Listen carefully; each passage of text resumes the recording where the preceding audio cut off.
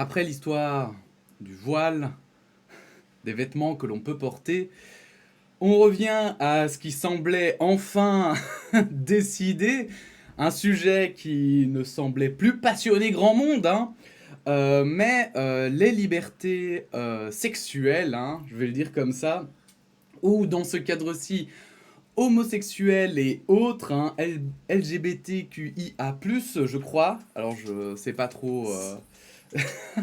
On me dit si dans l'oreillette, c'est que c'est bon. Donc aujourd'hui, on va parler du scandale du Rainbow Gate. Ouais, parce que moi, vous savez, je suis au courant des termes corrects. J'ai vu la vidéo de Psychodélique. Je comptais pas forcément en parler parce que justement, il disait un peu ce que je pensais, mais après j'ai vu que ça avait des répercussions bien plus loin et que c'était l'occasion de parler de la Hongrie et de leurs décisions plus que borderline vis-à-vis des libertés individuelles. Donc c'est parti, on va lire deux petits articles de la RTBF. Euro 2020, l'UEFA sous le feu des critiques après le Rainbow Gate de Munich. En refusant à la ville de Munich d'éclairer son stade aux couleurs arc-en-ciel en signe de protestation contre la politique de la Hongrie sur les minorités sexuelles, l'UEFA a respecté ses règles mardi, mais a déchaîné les critiques de ceux qui lui reprochent un double langage. Ce qui est totalement compréhensible, hein, puisque je vous rappelle que, notamment l'UEFA, sur tous les t-shirts, il y a respecte, mais respecte les différences de couleurs, mais respecte les différences de sexualité, de monde, de planète, de dimension. Donc, c'est logique hein, que ça fasse un petit peu réagir. On va juste vite fait voir la photo, voilà. Ici, du stade aux couleurs arc-en-ciel, parce que je crois qu'ils l'ont déjà fait auparavant. Bref, l'UEFA a refusé de donner l'autorisation à l'éclairer aux couleurs multicolores, signe de la communauté LGBTQIA+. Ce que les Allemands désignent désormais comme le Rainbow Gate, Rainbow pour arc-en-ciel en anglais, merci, a été déclenché par la municipalité de Munich. Pour manifester son opposition à une loi jugée discriminatoire contre les homosexuels, votée la semaine dernière par le Parlement de Budapest, la ville bavaroise avait demandé à l'UEFA, organisatrice du tournoi, l'autorisation d'illuminer le stade utilisé pour l'Euro mercredi soir aux couleurs de la communauté LGBT à l'occasion du match Allemagne-Hongrie.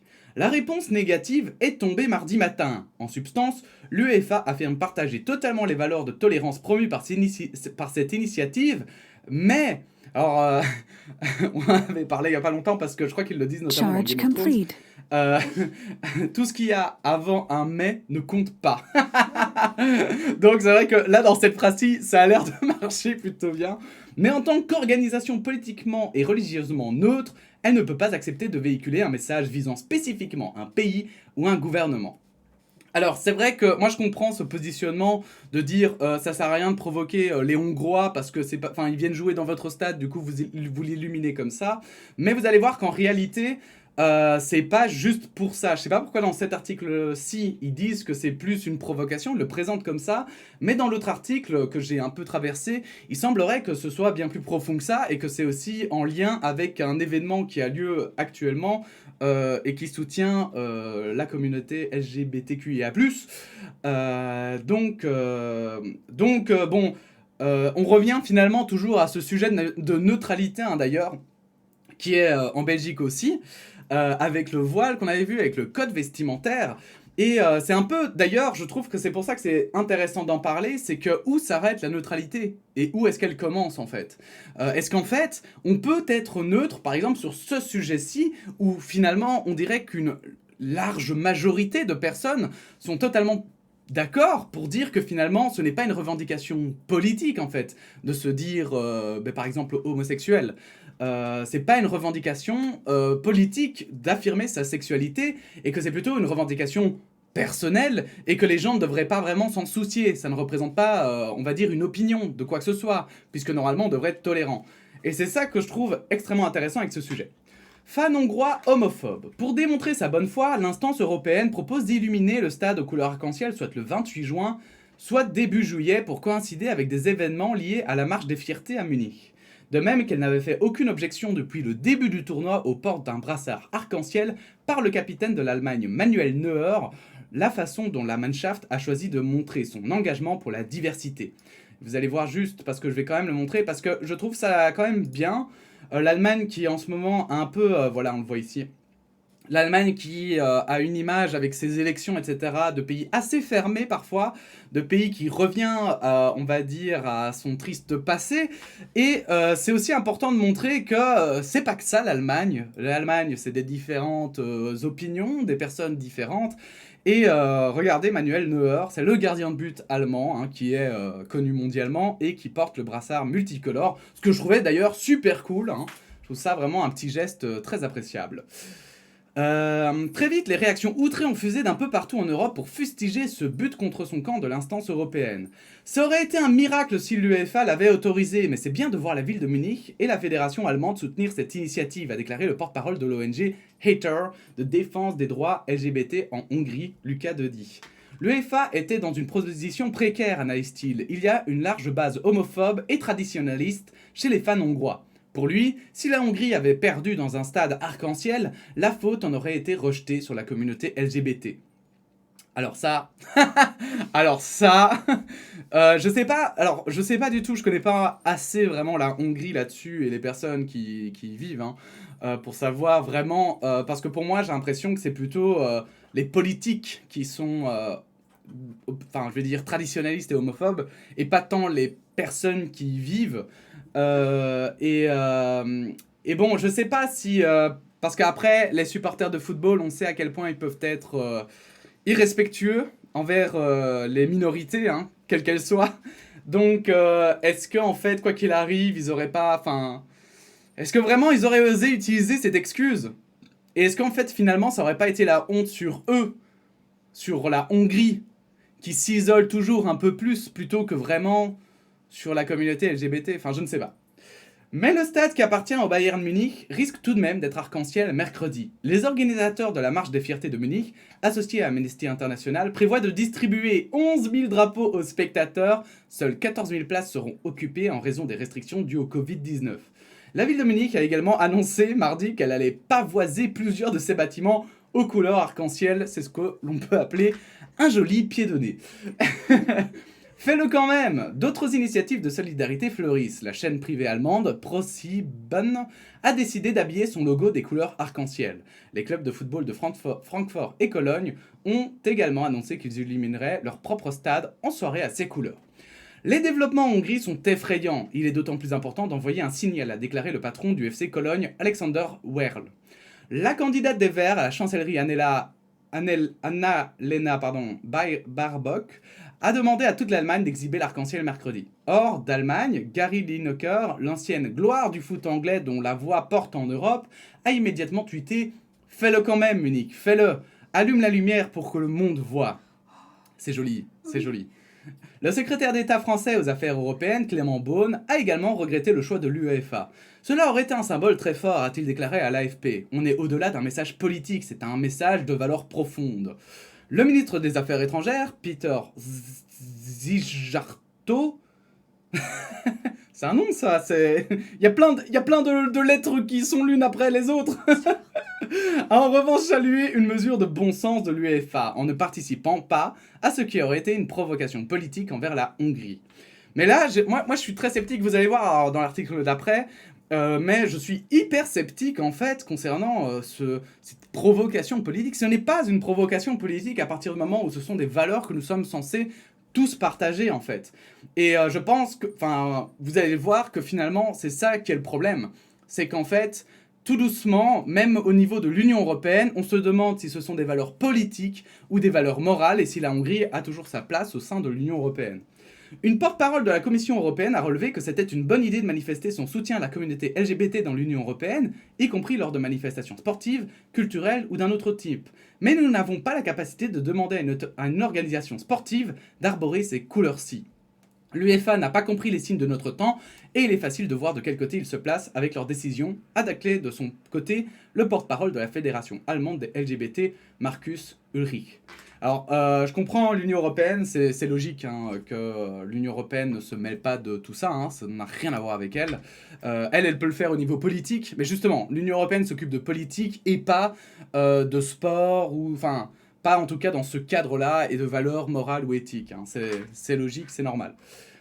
Une honte. La présidente de la Commission européenne condamne fermement la loi hongroise sur l'homosexualité. Donc sur cet article, on va revenir un petit peu plus en profondeur sur pourquoi en fait ça pose un problème politique à la Hongrie. Et vous allez voir qu'en fait, c'est vraiment beaucoup plus... c'est beaucoup plus grave en fait que simplement oh non mais les Hongrois ils aiment pas trop les homosexuels donc du coup non c'est bien plus profond et bien plus triste j'ai envie de dire comme actualité que ce qu'on veut croire. Bref, la loi hongroise sur la promotion de l'homosexualité auprès des mineurs est une honte. Le texte discrimine clairement les personnes sur base de leur orientation sexuelle. La présidente de la Commission européenne, Ursula von der Leyen, n'a pas mâché ses mots ce mercredi matin. Une missive partira à Budapest avant la promulgation de la loi. 14 États membres sortent de la léthargie. Alors j'aime bien ça, j'aime beaucoup ce titre-là, parce que sortent de la léthargie, j'ai envie de dire que l'Union européenne, de manière générale, est léthargique, et c'est pas plus mal que parfois, ils se réveillent un petit peu, parce que la Hongrie, ça fait longtemps qu'ils jouent avec les limites, avec la ligne rouge, on va dire. Et en fait, il y a un moment donné, je pense, en tout cas personnellement, que l'Union européenne, ce sont aussi des valeurs, notamment démocratiques, notamment de liberté individuelle, etc., hein, de droits de l'homme et du citoyen. Et pour le coup, ben, en fait, on n'avait jamais pensé à ça, mais un pays peut totalement glisser petit à petit vers une dictature, mais on pourrait dire ça de plein de pays, on est tous d'accord, hein. Mais il y a des limites qu'on ne peut pas franchir, et en effet, la Hongrie n'arrête pas de jouer avec ça, et comme elle est déjà dans l'Union européenne, on a beaucoup de difficultés à la sortir, surtout que, vous le savez, hein, avec le Brexit, l'Union européenne a très peur que ça lance une fragmentation des pays, mais moi, personnellement, je pense que ce qui lance la fragmentation des pays, c'est justement quand on accepte que des pays, tout à coup, aient des valeurs complètement différentes de celles de l'Union européenne et qui soient toujours présents. Pour Ursula von der Leyen, le texte va à l'encontre des valeurs fondamentales de l'Union européenne, et la Commission est préoccupée. La Commission réagit ainsi à la loi hongroise, mais aussi à l'appel lancé par 16 États membres l'appelant à réagir. Parmi ces pays, la Belgique, le Luxembourg et les Pays-Bas ont joué les fers de lance. Belgique. Et la France ? Elle est où la France? La loi amendée, non mais ça veut pas dire qu'ils sont pas dedans. La loi amendée par le parti le Fidesz, le parti conservateur du président Viktor Orban, je l'ai probablement mal dit, hein, Fidesz, a été approuvée le 15 juin dernier par le Parlement hongrois. Elle interdit la mise à disposition des enfants de moins de 18 ans des contenus qui montrent ou encouragent la sexualité ou en elle-même le changement de genre ou l'homosexualité. Quand la loi sera promulguée, il ne sera, par exemple, plus possible de placarder des publicités qui montrent un couple d'homosexuels ou de lesbiennes, ou de regarder une série ou un film qui comporte ce genre de scène. Excitent des chefs-d'œuvre comme le film d'Ang Lee, Brokeback Mountain. Selon plusieurs ONG, la nouvelle législation va conduire à interdire des séries ou des livres dans lesquels l'homosexualité est simplement évoquée, comme la série Friends. Voilà quoi. Voilà, hein. C'est ouf. C'est assez particulier. Moi, j'ai beaucoup de soucis toujours avec ça, hein. C'est que maintenant, avec le temps... Enfin, en fait, pour moi, il y a tellement de preuves, hein, que l'homosexualité n'est plus une influence ou une opinion, mais justement, n'est pas un choix, mais plutôt, pour moi, je vois même ça comme une liberté. Parce qu'en plus, ça veut dire 2 fois plus de partenaires potentiels qu'il y a un siècle. Mais aussi, c'est vrai que pour moi, en fait, c'est devenu vraiment un sujet, quand il est amené comme ça par des politiciens, c'est vraiment un sujet pour juste avoir des voix, en fait. Hein.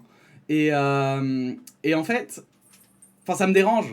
Ça me dérange vraiment énormément. Bref, donc...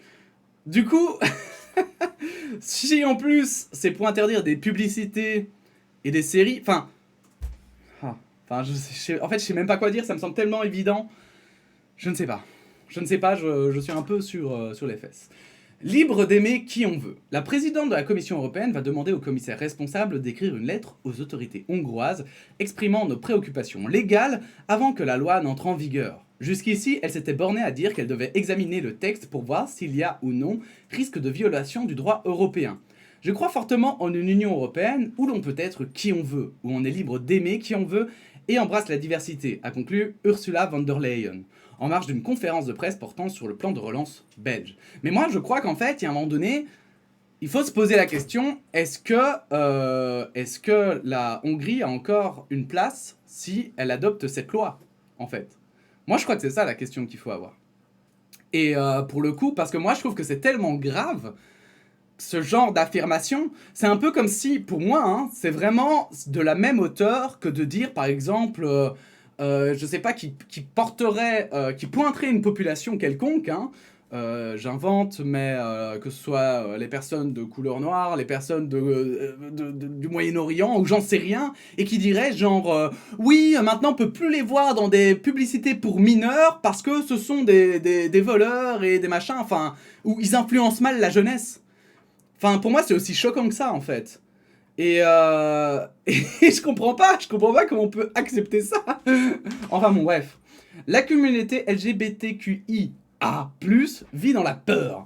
Cette loi est un exemple de plus de la direction que Viktor Orban donne à la Hongrie. Elle rappelle la loi russe de 2013 sur la propagande russe auprès des mineurs qui s'est traduite de facto par une discrimination envers les homosexuels et au-delà de toute la communauté LGBTQIA+, QI+, bon bref, d'autant que le texte est très ambigu. La communauté LGBT, mais ils le mettent 100 fois en plus, hein, en Hongrie, s'est opposée farouchement à la dérive du président Orban. Elle vit aussi dans la peur, comme le montrent plusieurs témoignages recueillis par l'association de défense des homosexuels Hater Tarsazag. Alors, moi aussi, ça, voilà, je me demanderai toujours qui sont les personnes qui ont un problème au point d'aller comme ça, je veux dire, même politique en fait. Même si moi, il y a des gens que je ne supporte pas politiquement, mais j'irai pas les tabasser, quoi. Au pire, je les ignore, quoi. Bref. Parmi ces témoignages, certains évoquent l'incompréhension, la colère, la détermination, comme celui de Molnar Aron. Je fais de mon mieux pour pouvoir aller dans un pays plus libre et plus ouvert, où la communauté homosexuelle n'est pas une communauté spéciale. Nous considérons que les membres d'une nation sont tous des citoyens. Je n'accepterai jamais cette exclusion. Molnar Aron poursuit, nous ne vous laisserons pas faire, nous nous battrons. Et c'est aussi ce paragraphe-là qui me semble hyper important. Le foot hongrois aux couleurs nationales. Plusieurs clubs de football hongrois ont décidé d'éclairer leur stade aux couleurs du drapeau national hongrois pendant le match de l'Euro qui opposera ce soir l'Allemagne et la Hongrie à Munich après les querelles sur les couleurs arc-en-ciel, symbole de la communauté LGBTQIA+. Il s'agit notamment des clubs féminins MTK de Budapest ou de Debrecen. Les instances du football européen, l'UEFA, avait refusé mardi que la ville de Munich illumine le stade avec les couleurs, ça on le sait évidemment. Donc voilà, il y en a qui vont allumer leur club à la couleur du drapeau national hongrois, mais enfin je sais pas, c'est un peu chelou en fait. Tout ça est vraiment chelou. J'avoue que je comprends pas pourquoi l'UEFA comme ça prend ça comme quelque chose de politique, alors qu'on pourrait considérer qu'un drapeau, enfin voilà, un drapeau ça peut être ici, dans ce cadre-ci, ça pourrait être aussi politique. Donc pourquoi l'UEFA n'interdit pas ça en fait ?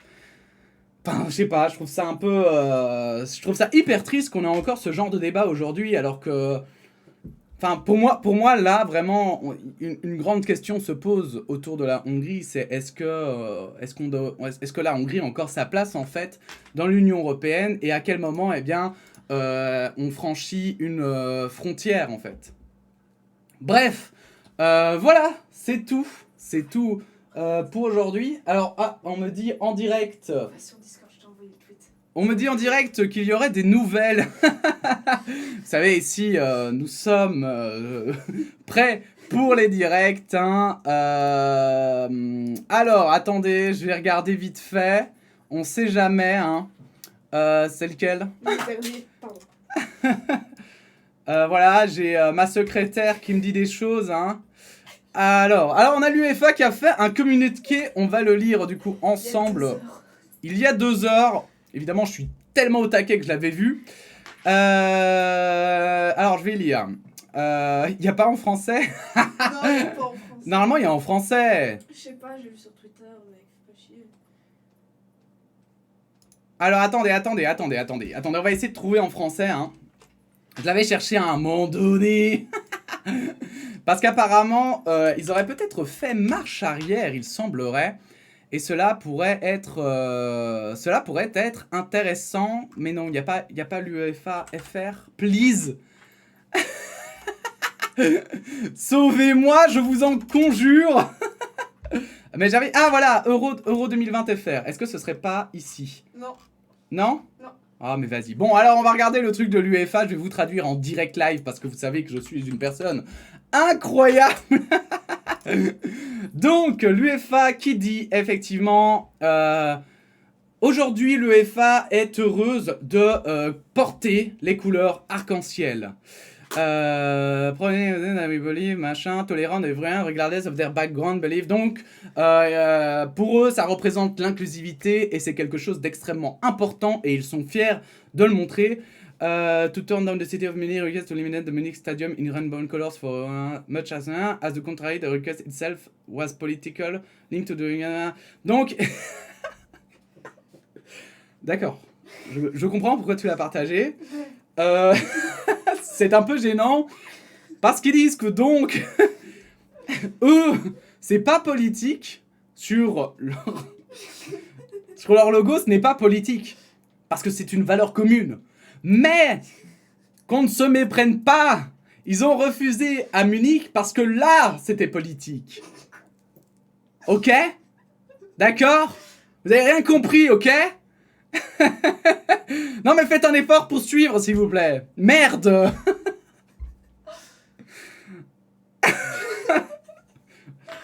C'est un peu le coup dur là.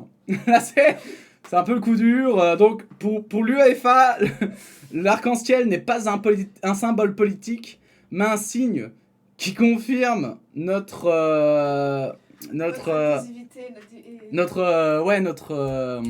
investissement pour un plus divers pour une société plus diverse et inclusive. Mais ça n'a aucun sens.